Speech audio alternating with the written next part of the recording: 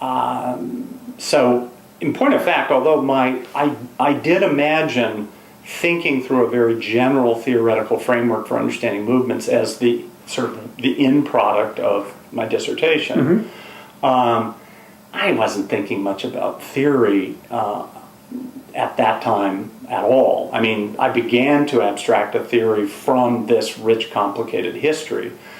This was the most wonderful experience because there wasn't a bloated field that I had to situate my work in. There wasn't, from my point of view, much good work on social movements at all. So I read everything, I read as much political science, history, as sociology. I read, about Southern agronomy. I had to understand when, the cotton economy mechanized. And I actually feel great sympathy for graduate students today who have to study social movements and they have to come through this bloated literature and confront my dead, dying work, and frame their work in terms of it and add a variable or something. It's horrible. And so part of what we were trying to do, by the way, in Dynamics of Contention was just blow the whole thing up and say, read more broadly. This is getting way too incestuous. Read anthropologists on peasant rebellions, read historians on distant struggles, both temporally and geographically distant struggles, read political scientists, understand that the state is not a cartoon at the edges of your analysis. There really are important differences across states that shape the prospects for contention in any given time and place, on and on and on.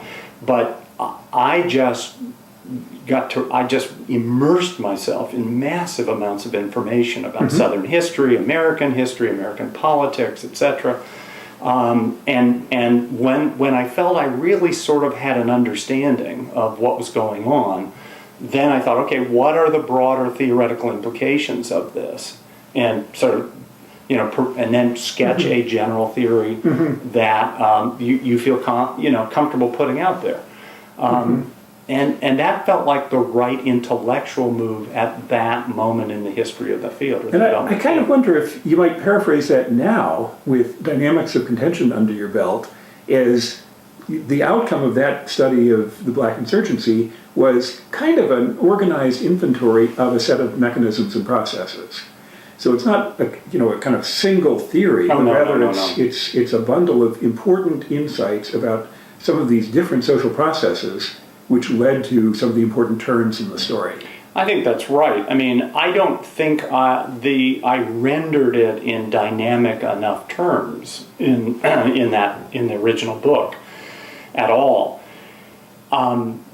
It is interesting, though. I mean, what lots of people have taken away from that early work and the political process model generally, it's been criticized for being overly structural. That you have these objective political opportunities, and then you have some kind of organizational capacity, organizational structures that can be appropriated,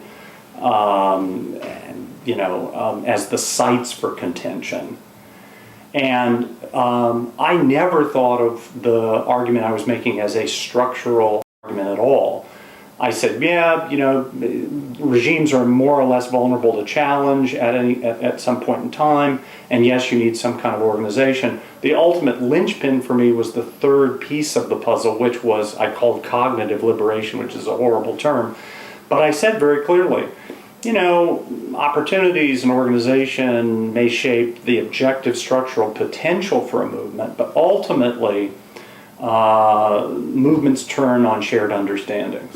And some kind of, the production of some kind of transformative consciousness is always going to be required to get a movement off the ground.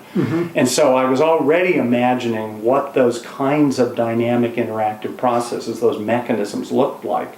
And for me, again, they were meso-level. They were the kind of things we were talking about with respect to Montgomery. That's what I saw as the key kind of, but again, I didn't, back to something you said, you nicely characterized earlier. That sounds like a cultural understanding of the emergence of a movement, and it is. but it's not, you can't invent a new consciousness out of nothing. So I really was saying, states really do objectively vary in how vulnerable they are at points in time. And given the Cold War, given other dynamic change processes that were going on in the 30s, 40s, and 50s in the United States and the world, the U.S. state was more vulnerable to challenge on this issue. But it took these meso-level civil rights forces to understand the environment, understand the opportunities that it essentially was affording them. And then they had to creatively appropriate things like congregations and NAACP chapters and black colleges in the service of the movement. But I always had a sense that this is about these kind of dynamic, interactive processes and mechanisms. But I wasn't very good at articulating that. I certainly didn't have that language at my disposal. So I think, to be fair to the critics, I think they're right that there's some clunky structural language in that book. But I think lurking behind it was this intuition that this is about actors interpreting in environments and then appropriating organizations or structures around new understandings that motivated people to engage in struggle. And one thing that's interesting about that is taking that piece, I think you called it cognitive liberation, is that the phrase that you used? Once you've singled that out, which is very related to what you were referring to earlier as the kind of existential, situational consciousness. Once you single that out as being an important component of mobilization, it also leads you to then ask the questions, what are factors in play which lead a group to either adopt or morph or kind of come to a partially shared. I don't think you would disagree with this, but the idea of a uniform view, whether it's within the black church or within the Communist Party of China, is just fiction. A fiction, exactly, right. But you're absolutely right, and that's I actually start pushing the logic even deeper. You say, okay, so you redefine the purposes of an organization. All right, let's go a deeper step. What factors or processes make it more likely that that will happen? That is, within any organization at any point in time, there's almost never unanimity that people all agree with what our mission is in this university, in this department, in this church. So there's always contestation, okay?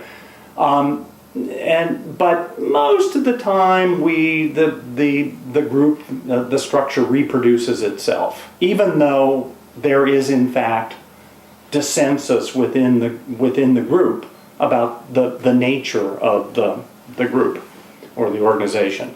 But there are these moments where a church ceases to be a church and it becomes a site of contention.